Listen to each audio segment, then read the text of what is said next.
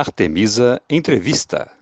Nós vamos conversar com Renata Fiderig, consultora do sono, e o assunto: fique atento aos hábitos que atrapalham o sono. Boa tarde, Renata. Boa tarde, Artemisa, tudo bem? Tudo bem, é um prazer ter a sua participação em nosso programa, viu? Nossa, o prazer é meu também.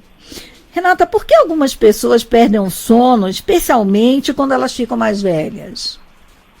Olha, o sono, ele é um processo do nosso organismo, onde ocorrem diversas produções de hormônio, onde ocorrem diversas recuperações celulares, regenerações. Ele faz com que o organismo se prepare, né, e seja bem disposto para o dia seguinte. Uhum. Conforme a gente vai envelhecendo, há uma necessidade menor de manutenção, né, do sono. A gente não precisa mais desenvolver tantos hormônios, por exemplo, o hormônio do crescimento. A gente não precisa produzir, nosso organismo, quando a gente vai envelhecendo, a gente vai se preparando para se desligar, né? É uma coisa assim um pouco chata de falar, mas ele vai se preparando para se desligar. Então, o sono vai perdendo essa importância ou essa necessidade de reconstrução celular, essa necessidade de refação de alguns hormônios.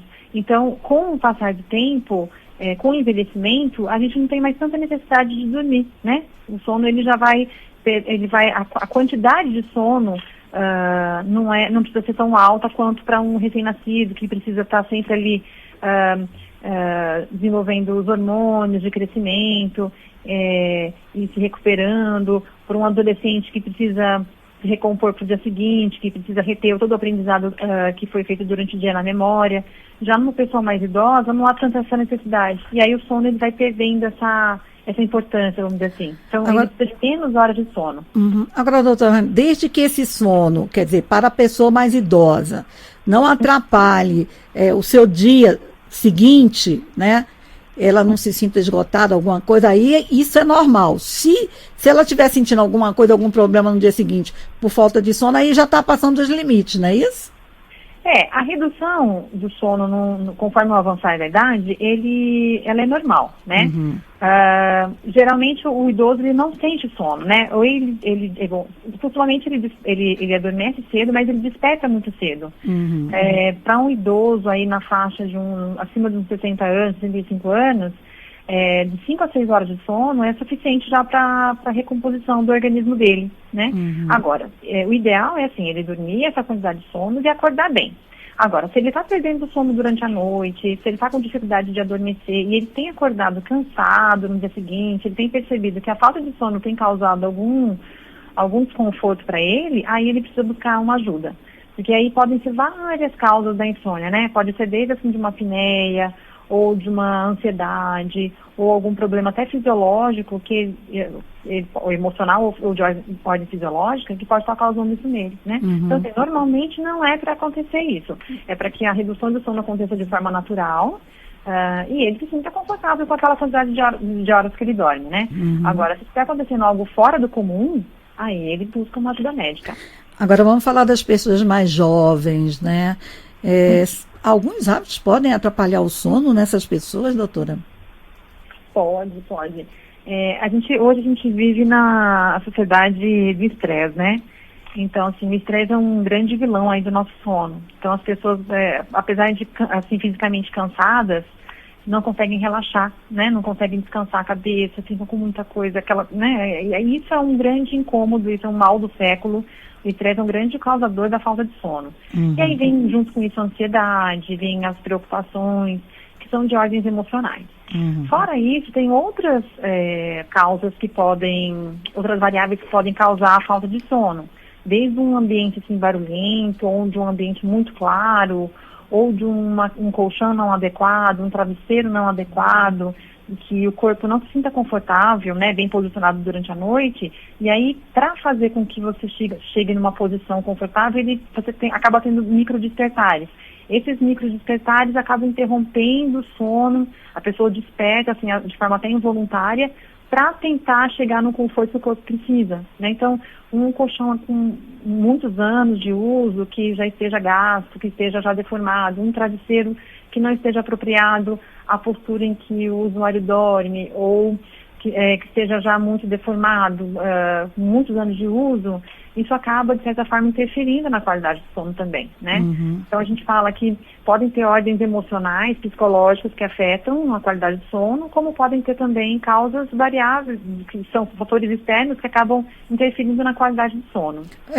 Uma pessoa que fica com a luz acesa ou que costuma dormir comer na hora de dormir, isso pode atrapalhar, doutora?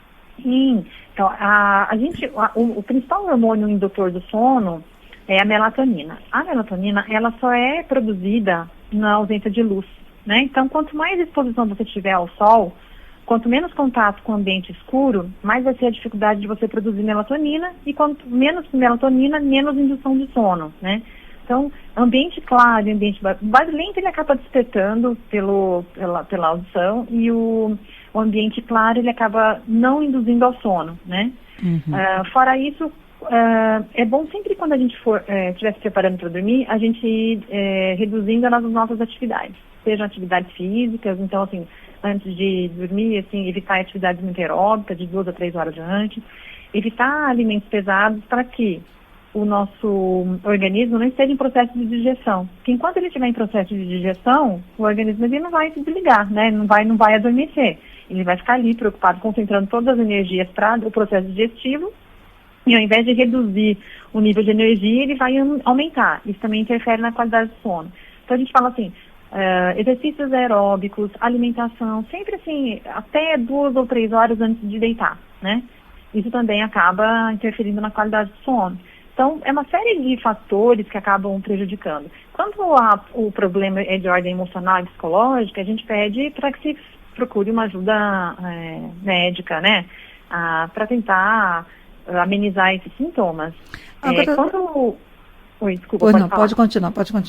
Tá. E quando os problemas são desses fatores externos, às vezes alterações comportamentais no momento do sono podem melhorar muito a qualidade dele. Então, um travesseiro correto, um colchão correto, um ambiente escuro, um ambiente com pouco barulhento, mais silencioso, alimentação e exercícios até 2 ou 3 horas antes de dormir, enfim, todas essas ações que você toma, elas podem refletir de forma positiva na qualidade do seu sono. Agora, doutora, tem alguns jovens que gostam mesmo de ficar até tarde, vai para festa, ou gosta de ficar no computador. Gostaria que a senhora falasse por que é importante o sono, né? Principalmente para as pessoas jovens. Sim, o sono, ele exerce, apesar de muita gente não saber, né? Ele exerce um papel fundamental no nosso organismo. Então, é durante o sono que a gente vai produzir uma série de hormônios que a gente precisa para a manutenção da nossa vida. Então, o hormônio do crescimento, o hormônio da saciedade, o hormônio que vai induzir a fome, enfim, uma série de hormônios que a gente produz, que fazem parte do nosso metabolismo, eles são produzidos e secretados durante a noite, né? Na ausência de sono ou num sono de má qualidade, há uma falha nesse processo. E aí, você pode ter, assim, desde no dia seguinte ter uma aparência ruim, ter problemas, assim, de irritabilidade, de perda de memória.